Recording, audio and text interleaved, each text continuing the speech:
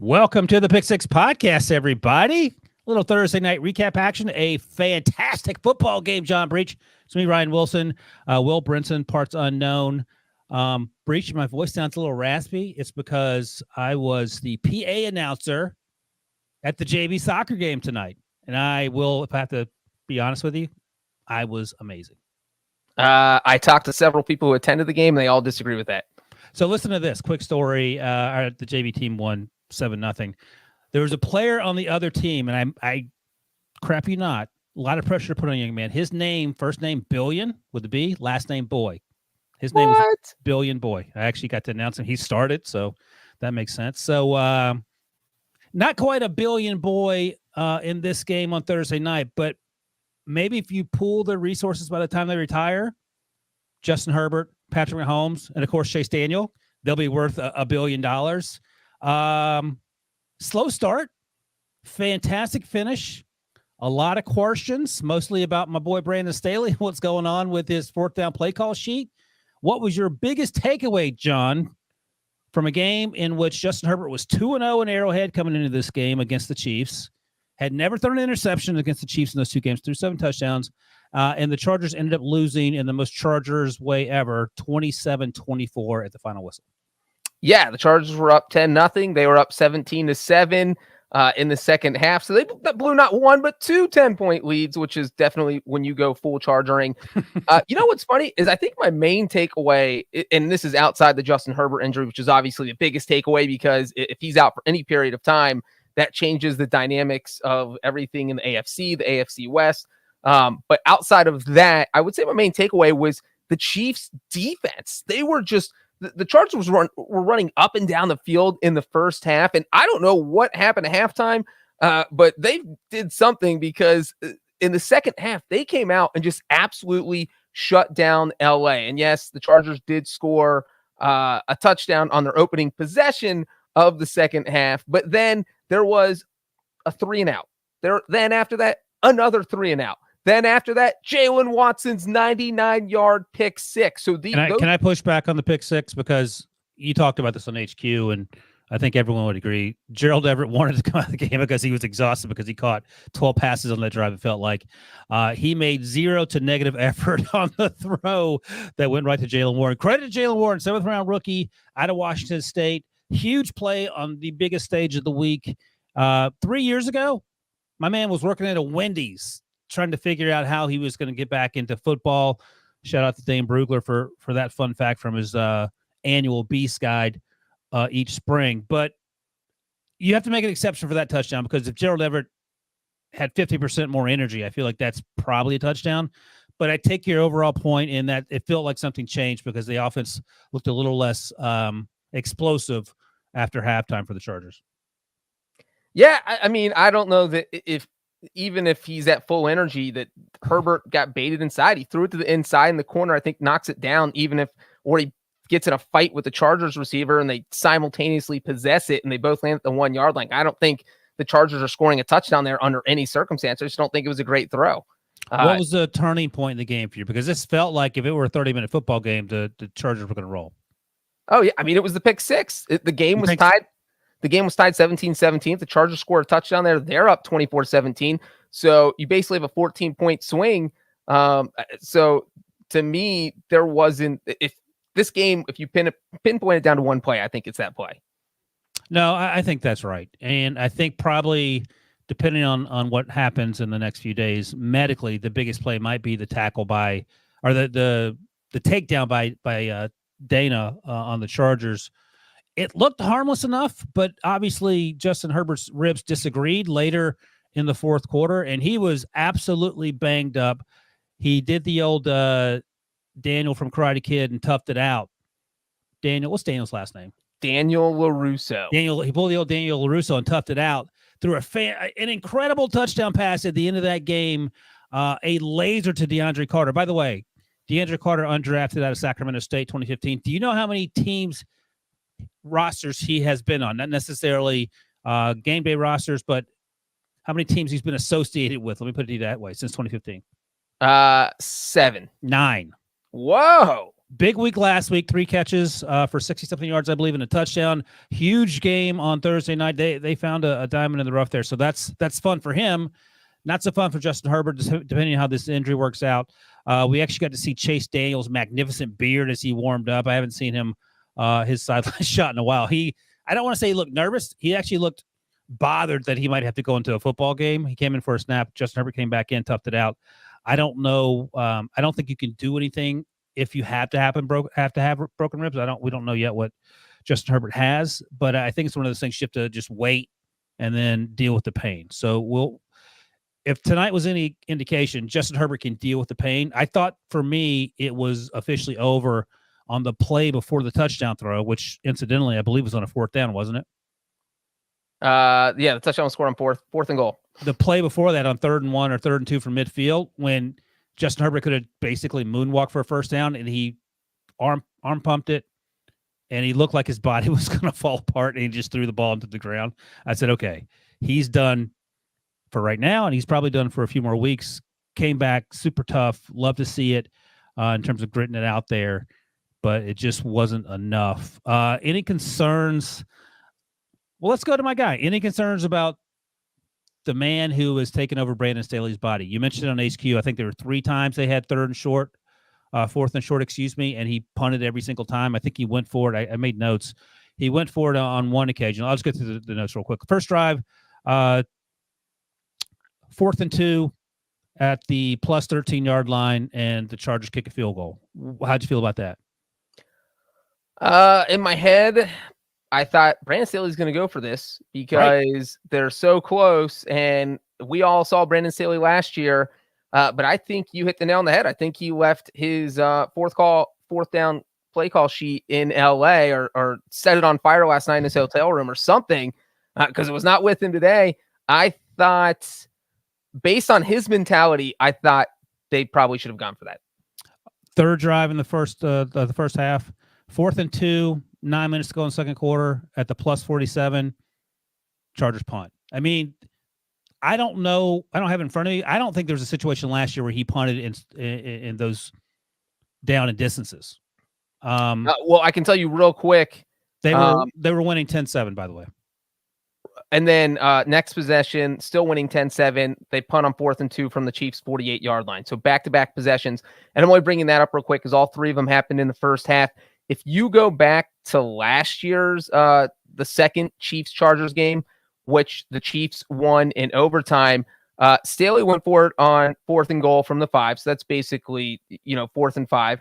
He went for it on 4th and goal from the 1. Obviously, again, didn't get it, no points. And then he also went for it on 4th and 1. So we had 2 4th and goals, and then there was a 4th and 2 from the Chiefs' 28-yard line.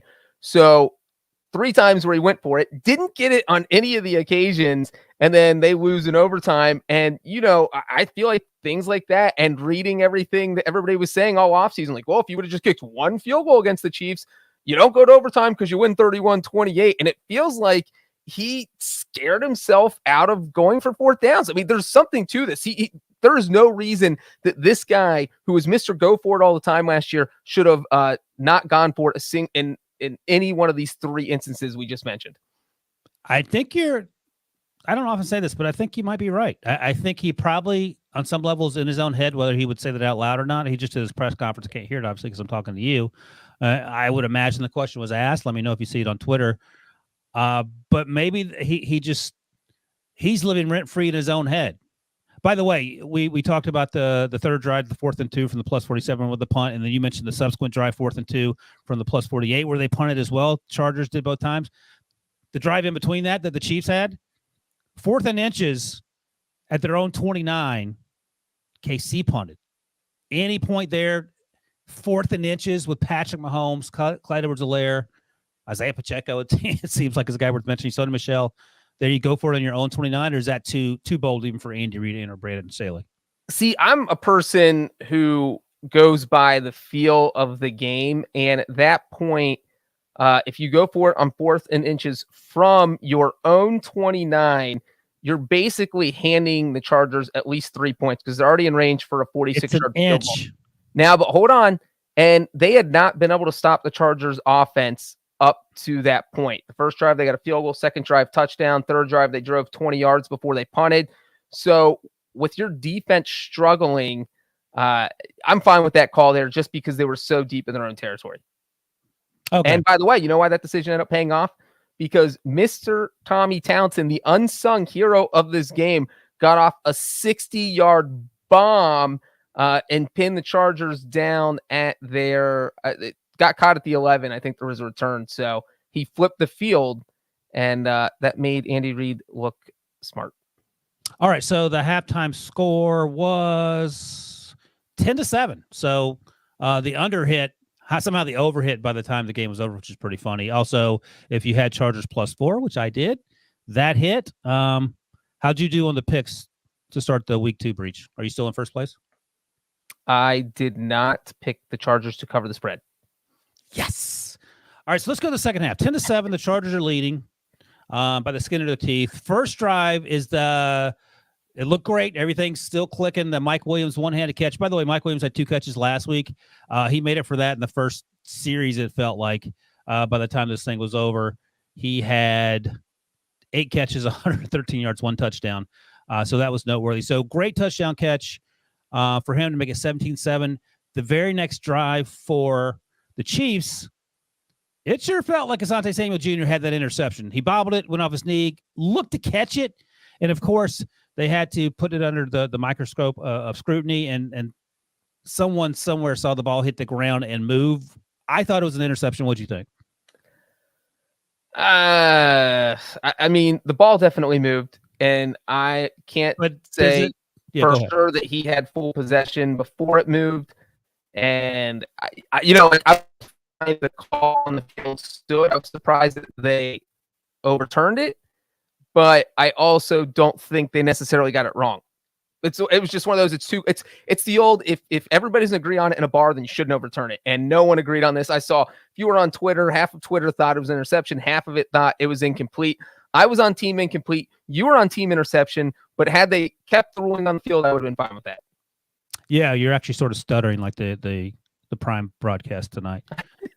By the way, it didn't stutter for me. I had no issues with it. People were whinging all over the internet about it. I thought it was I actually enjoyed it, but maybe that's because I'm an old person. I know you said that it was faster on your computer than your television. Maybe that's because you forgot to crank up your television. I don't know, but I thought it was pretty. And also, I thought Herbert did great. Like, he's a college guy. I was wondering how much of the NFL he would be up on.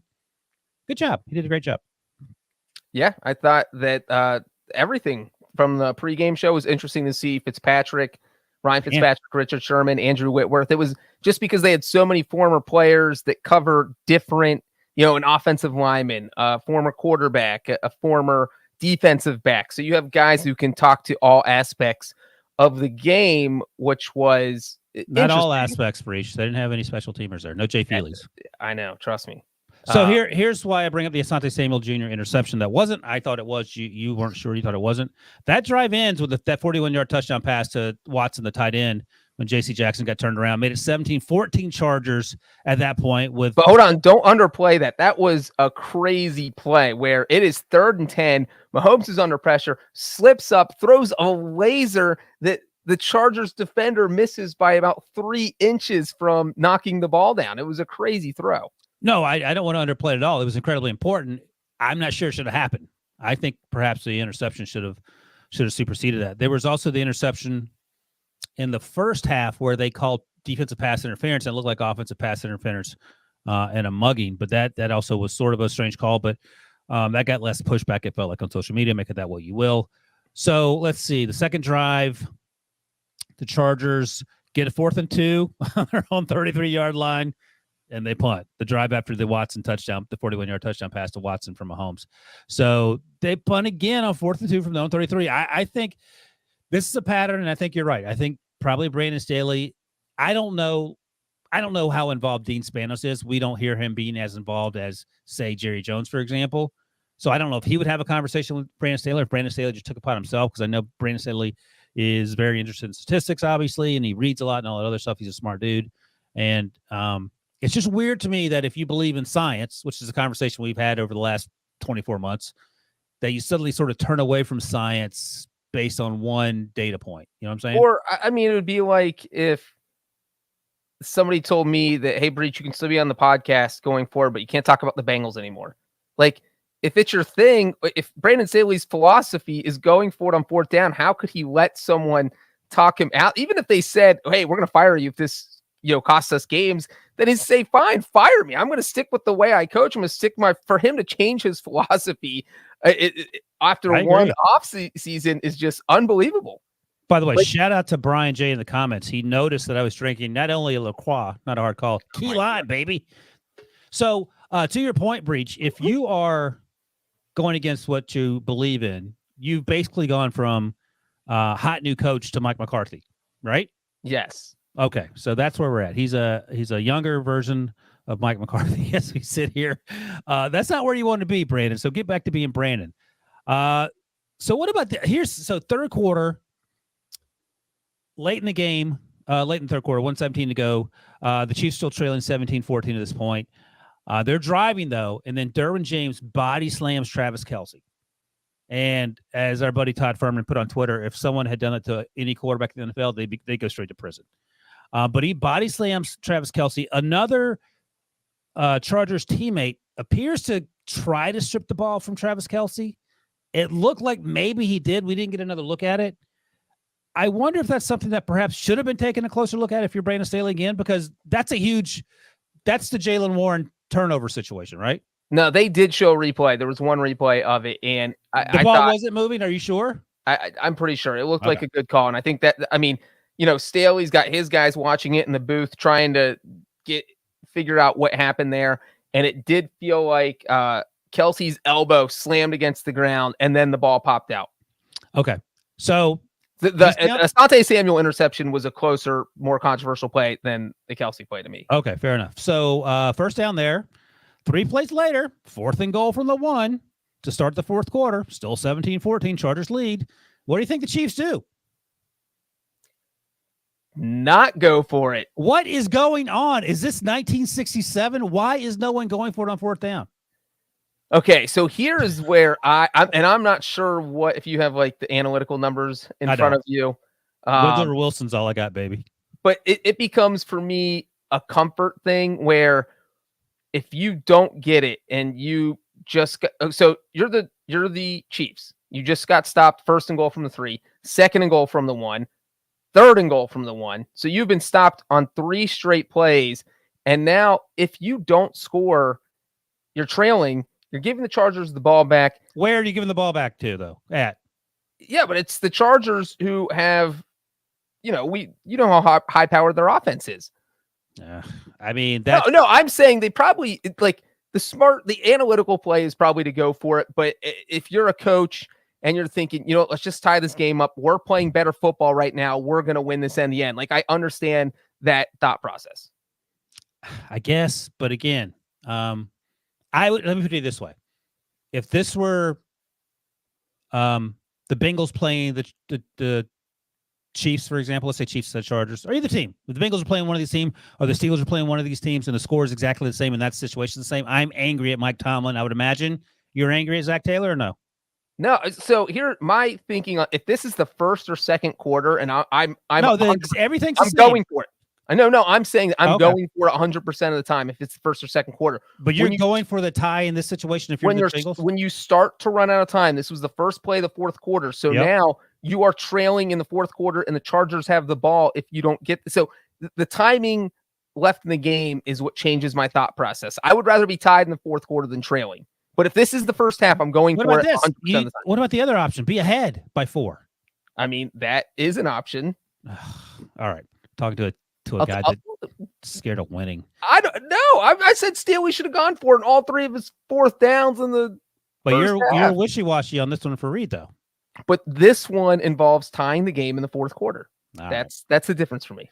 If only he had Patrick Mahomes. Oh, he does. Okay, so also something worth noting, and we should have mentioned this earlier. You mentioned it on Ace Q, but part of the reason that the offense probably started to sputter for the Chargers in the second half,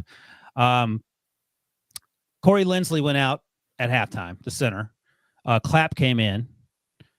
Trey Pipkins, the right tackle, went out to start the 4th quarter. Storm Norton came in, and Storm Norton struggled mightily last year to the point that I felt bad for him. So he came in. The floodgates didn't necessarily open. That's not why I don't think Justin Herbert got hurt. I thought Clapp did pretty well from what I watched, as a casual observer, paying attention to Sinners during a live football game early on in the second half. I didn't see any huge issues with Norton, but I'm sure that complicated things for the offense. All right, so let's see. I'm going just through here. Next, the Chargers drive after the KC kicks a field goal. They get down to, this is it. They get down to the 3-yard line. Gerald Everett does all those great things to get to that point. And then Jalen Warren makes that pick six. Fantastic. Officially 96-yard, not 99. Is that right? Is that what you said, Breech? No, it's 99. But, okay, 99. You mentioned Gerald Everett and how tired he was. He literally was about to take a nap on the field after collapsing. But, he clearly, they showed the replay that he signaled to the bench. So is that not on the coaching staff for call a timeout or send someone in? Like, if somebody's leaving, if somebody's moving off the field, you got to get them off the field. Brandon Staley was too busy looking for his fourth down sheet. He didn't see him. Yeah, that's right. They showed the replay, and you could see in the replay of the actual pick six, it seems like, you talked about it, and they talked on the telecast.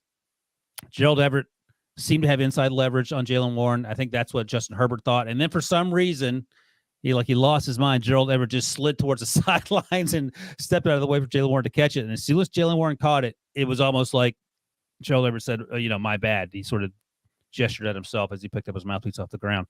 And then poor Justin Herbert had to try to make the tackle.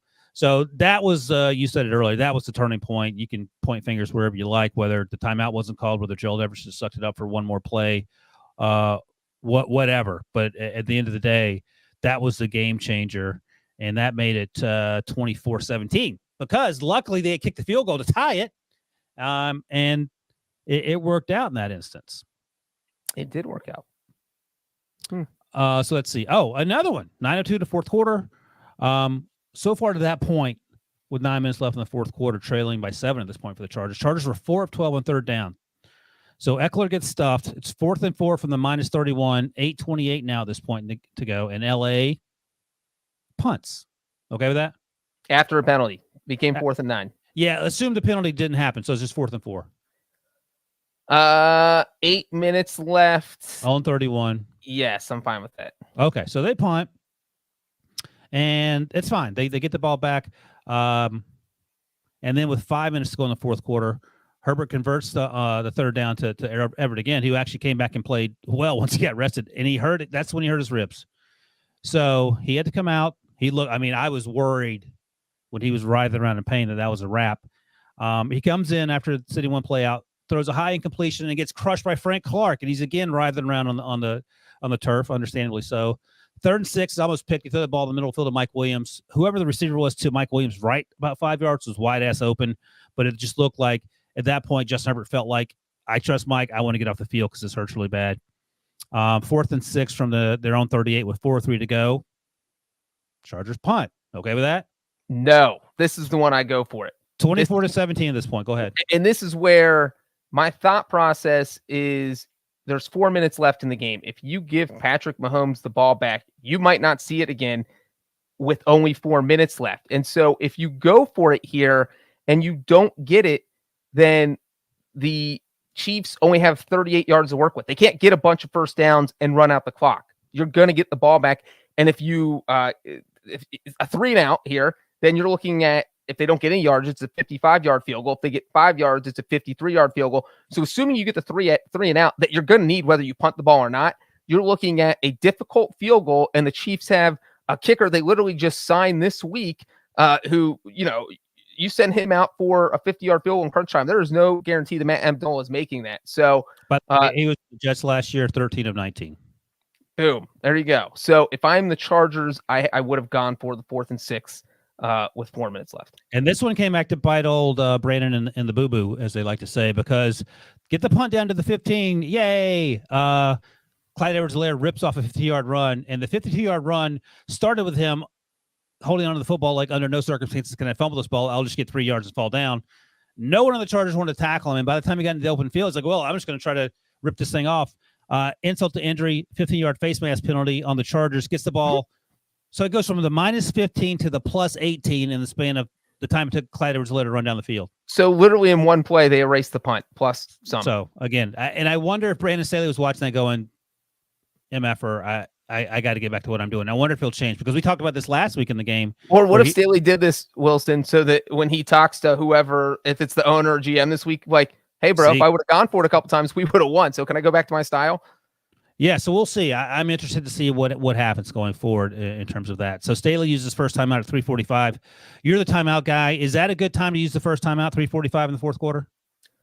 I mean, the same amount of time is going to run out. You're saving 40 seconds. So as long as you're getting it, as long as you're saving the full 40 seconds, then it makes sense. So Casey throws on second down incomplete, because why not?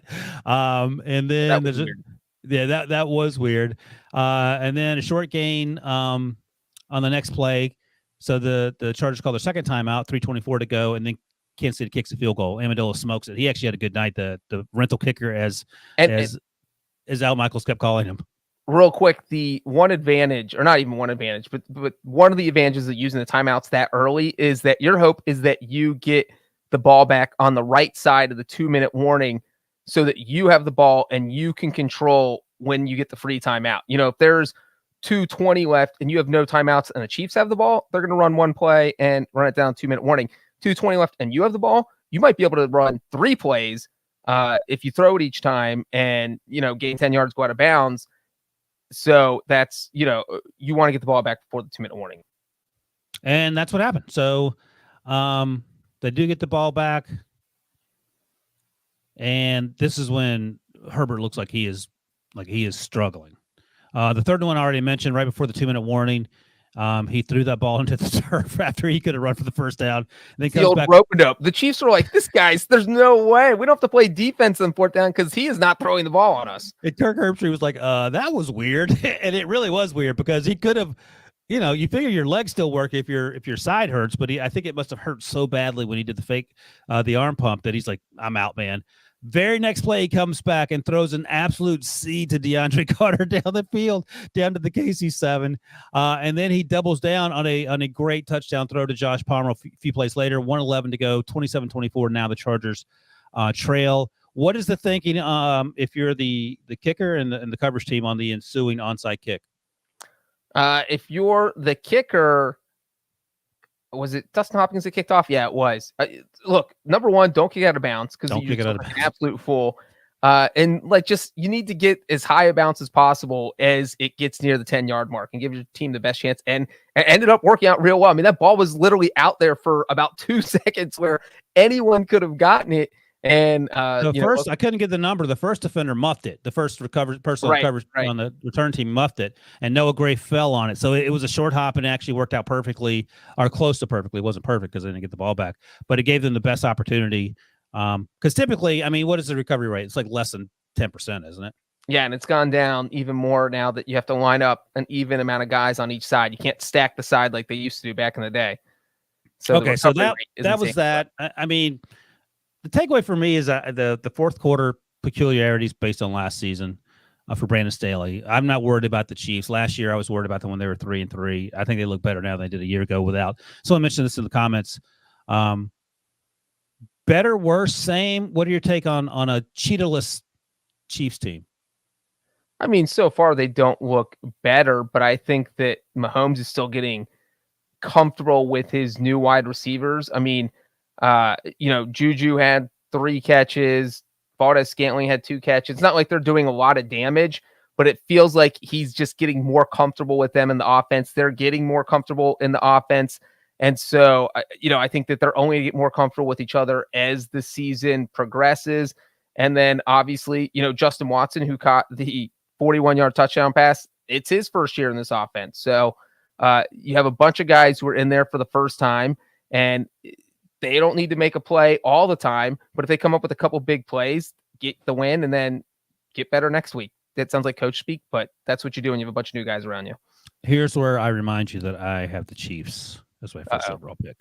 And you have the Chargers, or does Prince have the Chargers? I don't want to talk about it. I mean, I'd be fine with the Chargers. They should have won that game, but we've been saying that for. I do have the Chargers week in and week out. All right, let's go quickly over the schedules again. You and Tyler Sullivan talked about this on the picks. On the HQ. So, oh my God, if the Chiefs had won this game, they would have been 5-0 heading into their Week 6 matchup against the Russell Wilsons. Instead, they are 1-1 next week. Host the Jaguars. You're talking about the Chargers. You said the Chiefs. Chargers, sorry, yeah. If they'd Yeah. beaten the Chiefs in Week 2, Thursday night, the game we just watched and enjoyed. So they're 1-1. Host the Jaguars. I'm assuming you feel okay about that. Yeah, if Herbert's playing, I have to think they win that. And then they have the Lovie Smiths. I mean, talk about conservative play calling. I don't think Brandon Staley's going to be out conservative play called in that game. No, they're going to tie 0-0 because everyone's just going to punt. I guess, okay, so, and we'll go through the other game real quick. At Cleveland. So at Houston, at Cleveland, I feel like they win those games. The caveat, the asterisk is, what if old Justin Herbert is banged up and requires, let's just hypothetically say, what if he misses 2 weeks? Oh. So you got Chase Daniel, who, I mean, the man has made $41 million throwing 8 touchdown passes over a 40-year career. Good for him. And he hasn't been bad, based on the recollection of him playing whenever that was years ago. So I don't know what that looks like now. But that certainly changes the math for Jacksonville, at Houston, at Cleveland, correct? Yeah, absolutely. If Chase Daniel's in there, they could lose any one of those 3 games. And don't forget, like, Corey Linsley went out. Your all-pro center, if he's out, that's trouble. We don't know. Keenan Allen's supposed to be back, but we don't know if he'll be back. So if Justin Herbert doesn't play, this whole entire offense could be decimated by injuries. So I don't think any of these next three games are a lock if Herbert's out. Yeah, that's the thing that sucks about real life football, is that when people get hurt, it changes the expectations you may have had. So Easton Stick is still on the roster, North Dakota State's own. I think North Dakota or South Dakota. Yeah, North Dakota. North Dakota State's own Easton Stick. Yeah, and as Victor Garcia mentions in the chat, not only did Davis Mills beat the Chargers while they had Justin Herbert last year, but it was an absolute thrashing. The Texans won 41-29, I think. So that was, anyone can lose to anyone. And if Herbert's out, that just makes it more likely. All right. Did we ever had 3 starting North Dakota State quarterbacks in the NFL at one time? Breech? I will say Carson Wentz, Trey Lance, and no. No, the answer is no. All right, so let's see. Brandon Staley says Justin Herbert is okay. We'll know more Friday after the rib injury. Let's see exactly what he said in the post-game presser. Just said he's okay. All right, well, let's hope that means he's going to play. I mean, I'm okay, but I can't play quarterback next week. Herbert didn't speak to the media tonight because you can get away with that when you're getting x-rays and getting checked out. So he didn't speak to the media. And because he has a rib injury. So, I don't know how Staley can know anything if these x-rays aren't back yet. So, until you know for sure that they're positive or negative. Yeah, and also rib injuries, I don't think you do anything. You just have to wait it out. I'm no doctor, but because you keep taking hits there and it gets worse. Yeah, you're no doctor, but that's true as well. Maybe we should get doctorates next offseason, and then we can say we're actually doctors. We know how this works. So let's see. Daniel Popper, who covers the Chargers, does he cover the Athletic? Yeah, the Athletic. Also just tweeted out a few minutes ago, mentioned that Staley said Justin's okay, but also said doesn't expect his injury to be an issue going forward. Said he's dealing with something in his abdomen, possibly ribs. I've had that issue too, where I've eaten so many ribs that my abdomen starts to get bloated. So I've been there. You'll be all right. Okay, so let's look quickly at the Chiefs' schedule. I don't think they had any injuries to speak of. Certainly didn't feel like it. No one mentioned during the telecast. So now they're 2-0 at Colts. I mean, it's tough. I'm so down on the Colts now based on the way they played last week. Like, Matt Ryan wasn't the boost of energy I was hoping. I know that made Debo's week because Carson Wentz was vindicated in Washington. So at Colts, how do you feel about that? I would probably pick the Chiefs this second, but why are you even hesitating?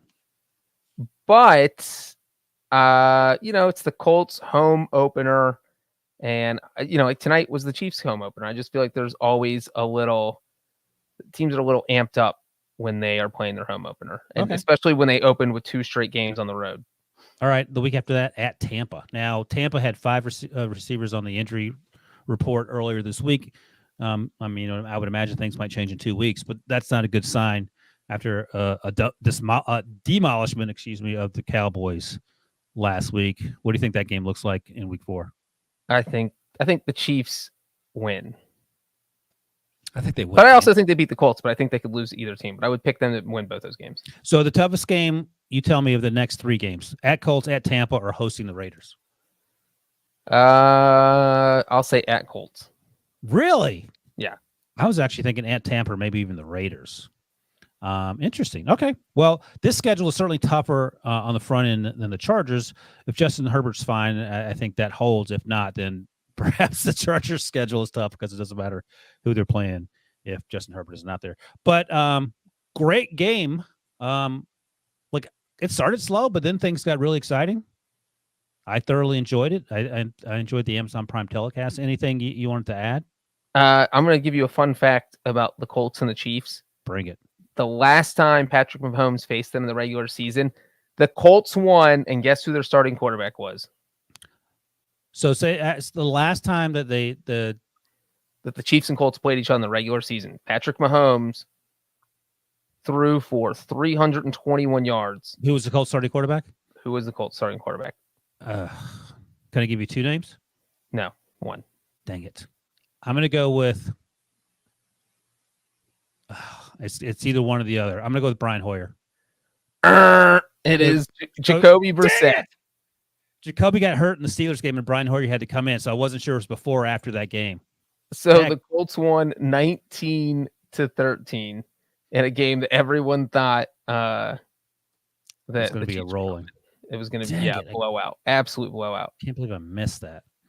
Matter of fact, I'm going to look up the point spread of that game really quickly because I got to know what it was. The Chiefs were favored by 10.5. All right, I'll give you a fun fact then. I love this was the first time in human history, this game here, the Thursday night extravaganza, that the Kansas City punted 4 times in a home game that Mahomes started. You know what? I'm glad you gave that fun fact because I stole it from Amazon Prime, by the way. Go ahead. Old Tommy Townsend is my underrated player of the game here. You know, we talked about that 4th and inches the Chiefs had, and Townsend justified it by getting off the 60-yard punt. The next possession, the Chiefs had a 4th and 6 at their own 17 with like 25 seconds left. And if he gets off, I don't know, a 45-yard punt, a normal punt, right? Then the Chargers would take the ball over at like the 35 or 40-yard line. You need 2 big plays, you're in field goal range. No, Tommy Townsend gets off a 74-yard punt right before halftime. The ball rolls down to the 9-yard line, and the Chargers have no choice. 6 seconds left on the clock. They couldn't do nothing with it. They had to kneel it. And that was a huge punt because I feel like anything, if it didn't go past the 20, the Chargers were going to play it for a field goal. No, I agree with that. And I think I made a note of that. So assuming that Justin Herbert's healthy, do you feel any differently about these teams than you did 5 hours ago? Did you pick the Chargers to win the division or the Chiefs? Chargers. Okay, so did I. I picked the Chargers to win the division. I picked the Chiefs to win this game. I just felt like overall the Chargers have a friendlier schedule, and we're seeing that, you know, over the next 3 games that they absolutely should win. And you know, by the time we reach the end of October, the Chargers might be back in first place. Oh, okay, yeah, because you're worried about this Colts game. All right, well, that would be fun for me and you, given our picks. I want to see what Brandon Staley does in terms of his play calling going forward, specifically on 4th down. But otherwise, I feel fine about both teams. They're about where I thought they would be. I just thought the Chargers should have won this football game. I would imagine the Chargers feel similarly. Yeah, the Staley thing is weird, though. I just can't believe he got brainwashed at the Mike McCarthy school of 4th down. He really did. They sent him to Mike McCarthy conversion camp over the summer, and they came back only punting on. The Chargers owners were like, Mike McCarthy made it to the playoffs. That is how you get to the playoffs. You're going, Staley. You're going to the camp. Oh man, he did look like Separate Wife too when they showed a close up of Staley's face. Like like the Manchurian Candidate. Like he wasn't quite no himself. Emotion. Yeah, interesting. All right, something to keep an eye on. Anything else, Debo, that we need to promote? You're good. Pick show in the feed tomorrow. Brinson, unsurprisingly, went 2-5 in week 1. Prisco 5-1. Yeah, PD. RJ always comes with the great info, so that'll be dropped if you're listening to this on the audio feed by noon on Friday. 2-5, Brinson. All right, That's a wrap for the old Thursday night podcast. Chargers lose to the Chiefs 27-24. Breech and I will be back on Sunday night for the old 8-hour recap show. Until then, people, I don't know. Keep it real.